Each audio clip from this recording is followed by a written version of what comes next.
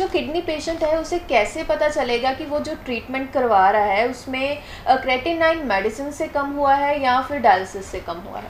देखिए, जो मशीन है, जो एक डायलिसिस की जो प्रक्रिया है, उसमें एक मशीन का हम लेते हैं सहारा, और मशीन ही हमारे खून को साफ़ करती है। तो वो जब उसके बाद जब टेस्ट किया जाता है तो क्रेटिनिन कम हो जाता है, लेकिन वो क्षणिक होता है, कुछ देर के लिए। बहुत सारे केसेस में कुछ देर के लिए होता है। अगर वो उसका कम आ गया तो 2 दिन बाद फिर बढ़ेगा, 3 दिन बाद फिर बढ़ेगा, क्योंकि ये किडनी को ठीक करने के ऊपर काम नहीं करता। तो हमारी जो मेडिसिन है वो किडनी को ही ठीक करने की कोशिश करती है, किडनी की क्रिया को ठीक करने की कोशिश करती है। गुर्दा जब ठीक होता है, गुर्दा जब अपना काम करता है, तो उसका जो रिजल्ट होता है वो परमानेंट होता है। कि मान लीजिए गुर्दे ने काम करना शुरू कर दिया, तो उसका जब उसमें जब शरीर में जब सुधार आता है, उसके बाद जो केमिकल है जब वो बैलेंस्ड होते हैं, खून बढ़ता है, तो उसके बाद जब टेस्ट होता है और वो टेस्ट जब नॉर्मल आता है, तो उसी को ही हम ये सोचते हैं कि ये रिकवरी आई है पेशेंट के ऊपर। तो मशीन से लिया गया काम और क्रेटिनिन को उसने कम कर दिया, वो फिर बढ़ता है, वो परमानेंटली वो पेशेंट में वो एक सुधार नहीं है। लेकिन जब मेडिसिन से होता है, कहने का मतलब, तो वो एक परमानेंटली सुधार आता है। उसकी जो प्रक्रिया है, उसकी जो फंक्शंस है मेडिसिन के द्वारा जब वो होते हैं, तो किडनी अपने आप काम करती है, अपने आप वर्क करती है। तो जब उसका रिजल्ट आता है वो मेडिसिन से आता है, क्योंकि मेडिसिन चल रही होती है उसके लिए। और जो मेडिसिन नहीं चल रही है और डायलिसिस हो रहा है, तो मशीन से है।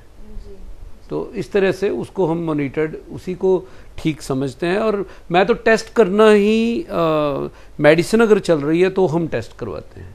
अगर मेडिसिन नहीं चल रही तो बार बार हम टेस्ट नहीं करवाते, क्योंकि क्रेटिनिन जो मशीन से डाउन आया वो तो ऐसे ही रहता है कि 8 है तो 6 आ गया, 10 है तो 8 आ गया, फिर दोबारा 11 हो गया। तो ये प्रक्रिया चलती रहती है। तो उसको मेडिसिन से जो टेस्ट आता है उसको मैं बेस्ट समझता हूँ। तो जैसे कई जो पेशेंट है उसमें देखा गया है कि बीपी और शुगर बढ़ता है, तब हमें पता चलता है कि उसे किडनी रोग है, या टेस्ट से पता चलता है। पर अगर किसी को बीपी और शुगर की प्रॉब्लम नहीं है तो कैसे पता चलेगा कि उसे किडनी का रोग है? तो अगर सिम्टम्स आएंगे उसके अंदर, जो मैंने सिम्टम्स पहले बताया आपको, अगर सिम्टम्स आएंगे तो उसको टेस्ट करवाने की ज़रूरत है। उसका लगातार, उसका अगर कहीं स्वेलिंग है, लगातार उसका कहीं उसको भूख नहीं लग रही है, लगातार उसका कहीं जो है blood pressure up and down हो रहा है, तो उसके अंदर जो सिम्टम्स आते हैं पेशेंट के अंदर, उसका उल्टी जैसा मन हो रहा है, तो ऐसे अगर सिम्टम्स आए तो उसको किडनी फंक्शन टेस्ट करना चाहिए। वो लीवर की खराबी से भी हो सकता है, किडनी की खराबी से भी हो सकता है, तो वो दोनों रीज़न हो सकता है, फिर टेस्ट करना चाहिए। तो अगर ब्लड शुगर है और अगर ब्लड प्रेशर है, फिर तो आवश्यक ही करना चाहिए। फिर तो सबको, जो भी बीपी शुगर के रोगी हैं, उनको 6 महीने में एक बार या 3 महीने में एक बार अपने किडनी फंक्शन टेस्ट जरूर करवाने चाहिए। जी। तो जैसे जो किडनी रोग है उसमें किडनी बड़ी हो जाती है, फिर सिकुड़ जाती है, तो ट्रीटमेंट के दौरान वो नॉर्मल हो सकती है? हाँ, जो आपने ये क्वेश्चन किया, क्योंकि बहुत सारे पेशेंट्स की किडनी जो है, जब उसका अल्ट्रासाउंड करवाया जाता है तो उसमें जो इमेज आती है कि ये किडनी श्रिंक हो गई है या इनलार्ज्ड हो गया कोई ऑर्गन, उसका किडनी इनलार्ज्ड हो गई है। तो ऐसे जो चीज़ें हैं वो भी एक किडनी डिजीज़ के कारण होता है। तो ये आयुर्वेद में इसको ठीक किया जा सकता है। ऐसे हमारे पास ऐसे प्रमाण हैं बहुत सारे पेशेंट्स के कि उनका जो गुर्दा है उसके साइज़ में अगर श्रिंक हुआ है तो उसमें बड़ा भी वो, तो क्योंकि ये एक प्रक्रिया है। अगर किडनी का हम फंक्शन उसको नॉर्मल करेंगे, जो ऐसी बहुत सारे जो मेडिसिनल प्लांट्स हैं, औषधीय पौधे हैं, जो ईश्वर ने हमें किडनी को ही तंदुरुस्त रखने के लिए दिए हैं, अगर उनका शास्त्रोक्त तरीके से सही दवाइयाँ बने, अगर शास्त्रोक्त विधि से उसका सही तरह से प्रोसेस हो और वो दवाइयाँ उन पौधों से, तो वो जब हम देते हैं, कुछ शास्त्रीय योग हैं जब हमारे डॉक्टर देते हैं, तो किडनी में सुधार आता है, उसकी क्रिया में सुधार आता है। जब क्रिया में सुधार आता है तो उसका साइज भी बढ़ता है। तो ऐसे बहुत सारे पेशेंट्स में हमने देखा है, तो ये पॉसिबल है। डॉक्टर सर, जैसे मतलब कोई इंसान है, कोई भी नहीं चाहता कि मुझे कोई बीमारी हो और मुझे मेडिसिन खानी पड़े पूरी ज़िंदगी, है ना। पर अगर किडनी रोग की बात करूं तो ट्रीटमेंट के बाद भी किडनी रोग वाले पेशेंट को क्या ज़िंदगी भर मेडिसिन खानी पड़ती है? ये तो बहुत ही अच्छा क्वेश्चन है। देखिए, अगर डॉक्टर बोल दे कि आपको डायलिसिस करवाना है, मान लो आपने आयुर्वेदिक ट्रीटमेंट नहीं लिया, अगर आयुर्वेदिक ट्रीटमेंट, ये मैं सभी दर्शकों को ये मैं चाहूँगा कि वो ध्यान से सुने इस बात को, क्योंकि ये बहुत ही इम्पोर्टेंट क्वेश्चन है। देखिए, इसमें क्या होता है कि बहुत सारे क्वेश्चन पेशेंट ये कहते हैं कि क्या दवाई सारी ज़िंदगी ले। पहली बात तो ये है, हमारा अगर किसी का भी, आम तौर पे आपने देखा होगा कोई बुज़ुर्ग हो गया तो भैया तुम ऐसे करना 8-10 गिरी बादाम की रोज़ खाना, तो आपका दिमाग ठीक रहेगा। अखरोट खाना। तो देखिए, कोई भी शरीर का फंक्शन है, जब वो 50 के बाद या 40 के बाद, पहले ऐसे ही होता था कि अपनी प्रकृति को सब जान पता होता था, उनका वात है, पित्तज है, कफज है। तो वात पित्त कफ के बगैर कोई भी इलाज है मेरे हिसाब से, क्या शास्त्र के हिसाब से, ये अधूरा है, ये पक्की बात है। क्योंकि बाकी चीज़ों को हम सिम्टम्स जो अगर आ रहे हैं उसको ठीक कर सकते हैं, लेकिन रोग को ठीक नहीं कर सकते। अगर वात पित्त कफ का सही ज्ञान है, प्रकृति का पता है शरीर की, तभी ठीक कर सकते हैं। तो ये बड़ा ही जो आपने क्वेश्चन किया है कि दवाई लेनी पड़ेगी, ये हम इसको दवाई नहीं कह सकते।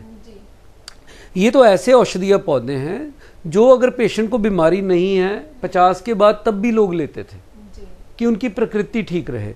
और अगर इस कोई शुगर पेशेंट होता था या किसी को यूरिन में, वो अपने सिम्टम्स को बड़ा उनका रहता था कि यूरिन में ऐसे लगता है मुझे प्रॉब्लम आ रही है, तो यूरिनरी डिजीज़ जितनी भी हमारे गुर्दे के रोग हैं उनके लिए जो औषधीय पौधे उनका इस्तेमाल शुरू हो जाता था। वो काढ़ा पीते थे, तो वो लगातार ही पीते थे कि जैसे ही कि हम ठीक रहें, इस बात को कि नुकसान कोई होता नहीं था।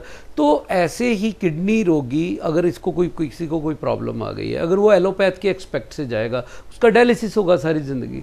डायलिसिस होगा तो डायलिसिस में बहुत सारी चीज़ें शरीर की बाहर जाती हैं और शरीर धीरे धीरे कमज़ोर भी होता है। तो या उसको कहेंगे ट्रांसप्लांट कराओ। अब ट्रांसप्लांट में भी सारी ज़िंदगी उसको 10,000 से लेकर 20,000 रुपये तक महीने की दवाइयाँ खानी पड़ेगी। तो जब ये दवाइयाँ बाद में भी खानी पड़ेंगी, आफ्टर ट्रांसप्लांट, आफ्टर डायलिसिस, तो क्यों ना अगर आयुर्वेद की कुछ ऐसी दवाइयों से अगर हम सारी ज़िंदगी ठीक रहें।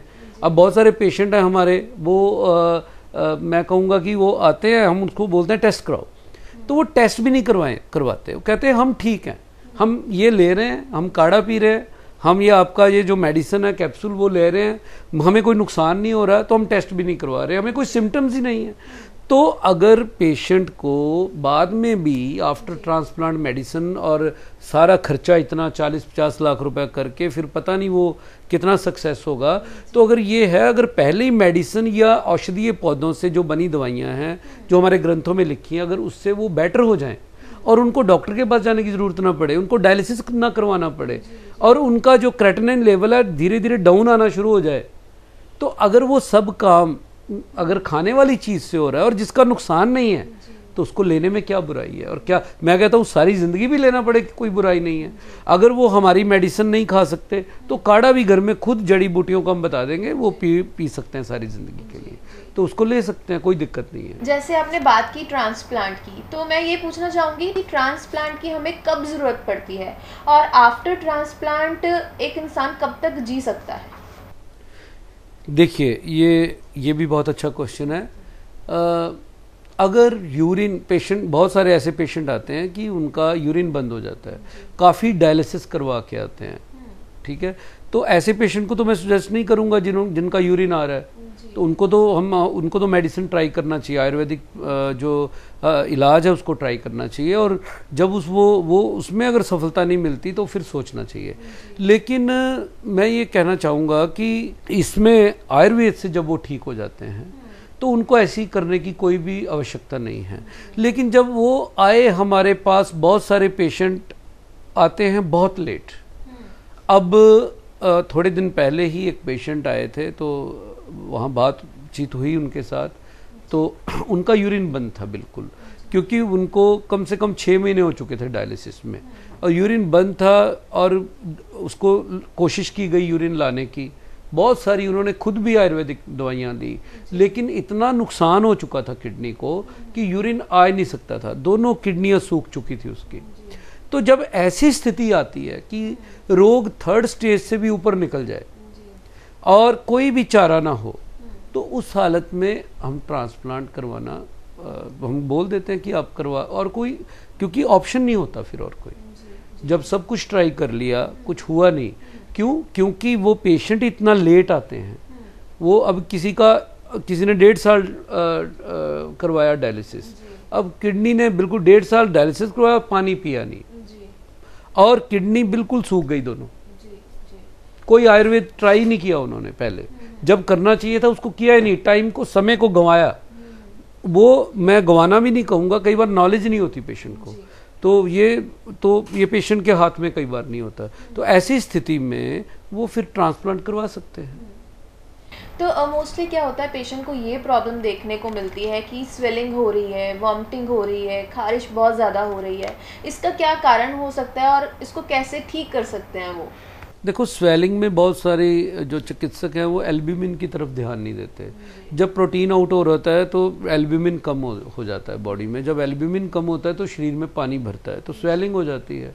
फिर पेशेंट की छाती में पानी आ गया, चेस्ट भर जाती है, आंतें भर जाती है, पेट में पानी, जहाँ जहाँ खाली स्थान है पेट में वहाँ पानी भर जाता है। पानी भरने के बाद उसको फिर उल्टियाँ भी आती हैं, खाया पिया नहीं पचता। तो ऐसी स्थिति प्रोटीन के लेवल के कारण भी हो सकती है। और किडनी के इलाज जब कुछ गलत तरीके से होता है तो कई बार लीवर भी या हमारी पाचन शक्ति का भी ह्रास होता है, तो वहाँ गड़बड़ियाँ होती हैं, अंदर इंटरनल ऑर्गन से लीवर इफेक्टेड होता है, बहुत सारी चीज़ें, उसके कारण भी ऐसा हो सकता है। ये एक डायग्नोज का विषय है। पेशेंट को डायग्नोज, उसके टेस्ट वगैरह करवाए जाते हैं, फिर पता चलता है और उसकी प्रकृति देखी जाती है, तब भी पता चलता है। तो सर, जो किडनी बिल्कुल डैमेज हो चुकी होती है उसका इलाज हो सकता है? देखिए, मैंने वही बात की थी कि यूरिन के ऊपर डिपेंड करता है। हम पूछते हैं पेशेंट का यूरिन आ रहा है कि नहीं आ रहा, GFR कितना है, उसका KFT की जो रिपोर्ट है वो क्या है, उसके सारे जो केमिकल्स हैं बॉडी के, जो सारी चीज़ें हैं वो कितने बैलेंस्ड हैं। तो इस आधार पर इसको हम जो पेशेंट है उसका डायग्नोज करके हमारे चिकित्सक फिर उसका ट्रीटमेंट वो सब करते हैं और पेशेंट को पूरा बताया जाता है, समझाया जाता है कि ऐसे ऐसे आपकी ये स्थिति है। उस स्थिति को पहले क्लियर किया जाता है। देखो, सबसे ज़रूरी है रोगी की स्थिति को क्लियर करना, उसको सच बताना कि तुम्हारे सच्चाई क्या है और इस इलाज से तुम्हें कितना फ़ायदा हो सकता है। उसको अंधेरे में रखना रोगी को, वो सबसे बड़ी गलत बात है। कोई भी चिकित्सक है उसको पेशेंट को क्लियर या उसके परिवार को उसको क्लियर करना चाहिए कि ये स्थिति है और स्थिति में ये जो है ये चीज़ें हो सकती हैं, ये चीज़ें नहीं हो सकती।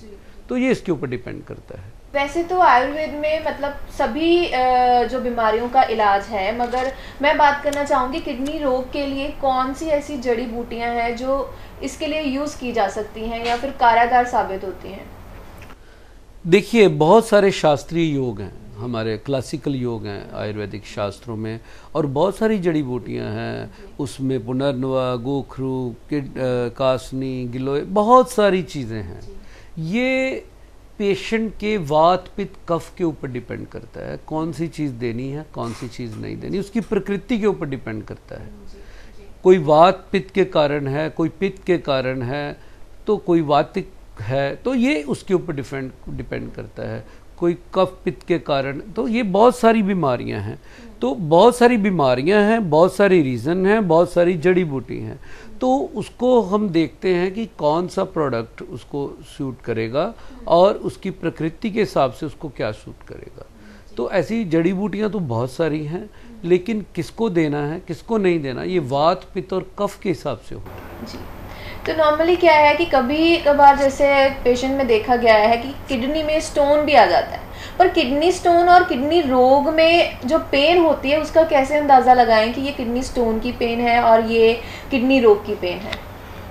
देखिए, किडनी स्टोन के कारण जो पेन होता है, जो वो उसके पेशेंट के किस हिस्से पे पेन हो रहा है, कमर में हो रहा है या कमर से इधर पेट की तरफ हो रहा है, ये हमारे चिकित्सक उससे अंदाज़ा लगा लेते हैं। फिर उसका डायग्नोज अल्ट्रासाउंड से होता है कि वहाँ स्टोन है, ब्लड पेशाब का जो टेस्ट होता है, यूरिन का जो टेस्ट होता है, यूरिन एग्जामिनेशंस, माइक्रोस्कोपिक एग्जामिनेशंस, ये सब होता है कि वहाँ पे कोई पस तो नहीं आ रही है, यूरिन जो है वहाँ पे उसमें ब्लीडिंग खून तो नहीं है, तो उससे अंदाज़ा लगा के फिर अल्ट्रासाउंड होता है। अल्ट्रासाउंड से बहुत सारे टेस्ट हैं जिससे स्टोन की सही स्थिति का पता चलता है। लेकिन मोस्टली स्टोन जो है, मैं आपको क्लियर करना चाहता हूँ कि अपने दर्शकों को भी कहना चाहता हूँ, मोस्टली स्टोन जो पेन करते हैं वो निकलने वाले होते हैं, वो आयुर्वेदिक मेडिसिन से निकल जाते हैं, और उसमें शल्य चिकित्सा करना वो ठीक नहीं है। और ये स्थिति देखी जाती है, कई बार शल्य चिकित्सा जरूरी होती है, लेकिन ये एक सर्जन उसको या यूरोलॉजिस्ट देख सकता है, या आयुर्वेदिक चिकित्सक भी उसको अच्छी तरह से, जिनका बहुत ज़्यादा एक्सपीरियंस होता है, वो अंदाज़ा या वो अपनी प्रैक्टिस के हिसाब से उसको पता चल जाता है कि ये स्टोन निकलने वाला है या इसके लिए शल्य क्रिया जरूरी है या ऑपरेशन जरूरी। तो ये सारी चीज़ें एक चिकित्सक के ऊपर डिपेंड करता है कि वो डायग्नोज कैसे करता है, लेकिन मोस्टली स्टोन निकलने वाले होते हैं, वो निकल जाते हैं। तो अभी हमने बात की कि किडनी रोग के लिए कौन कौन से कारण हो सकते हैं, सिम्टम्स क्या है, ट्रीटमेंट कैसे हो सकता है। तो अगर एक इंसान की नॉर्मल किडनी है तो वो अपनी नॉर्मल किडनी का ख्याल कैसे रख सकता है ताकि उसको ऐसी समस्या का सामना ना करना पड़े?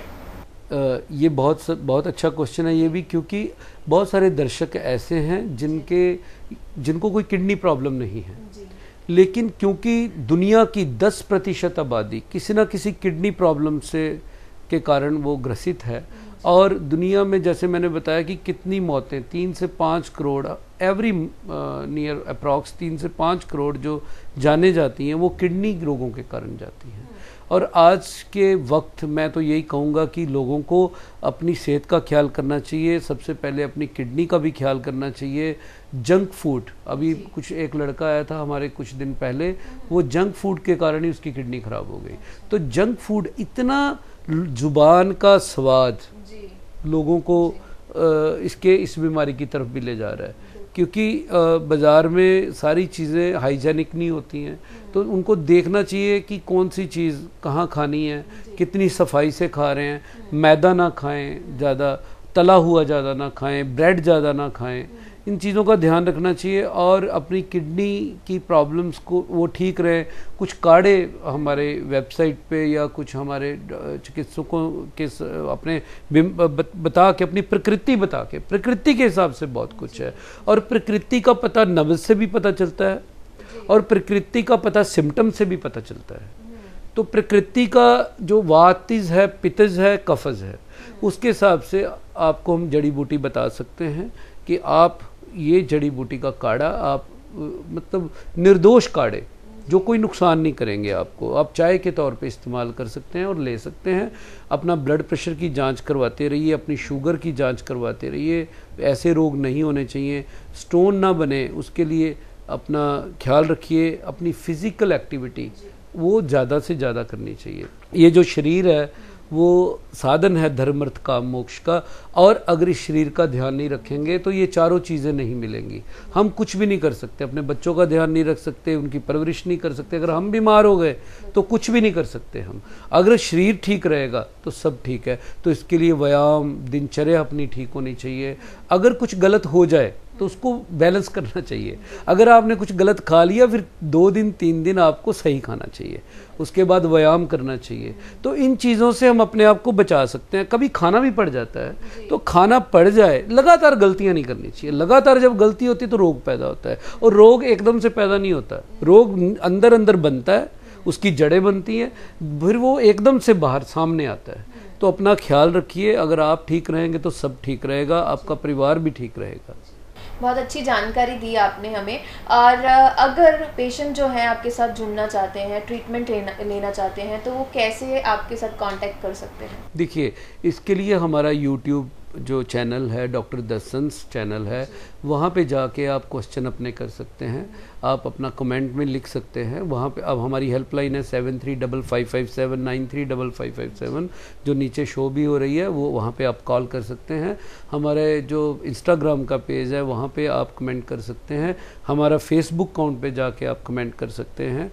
और ये बहुत सारे चैनल्स हैं, हमारी वेबसाइट है, हमारी वेबसाइट पे जाकर आप पेशेंट इन्फॉर्मेशन फॉर्म है वो भर सकते हैं। आपको सब तरह से जैसे भी हो, हम आपके हर क्वेश्चन का, हर सवाल का जवाब जो है हम देंगे, चाहे वो आपको पर्सनल वीडियो बना के भेजें कि आपके हर सवाल का जवाब हम देने की कोशिश करेंगे, क्योंकि आपको स्वस्थ रखना हमारी हमारी प्राथमिकता है ये। तो इसको मैं चाहता हूँ कि आप बिना झिझक, बिना किसी परेशानी के कोई भी क्वेश्चन कर सकते हैं, हम कोशिश करेंगे उसका सही आंसर आपको मिले।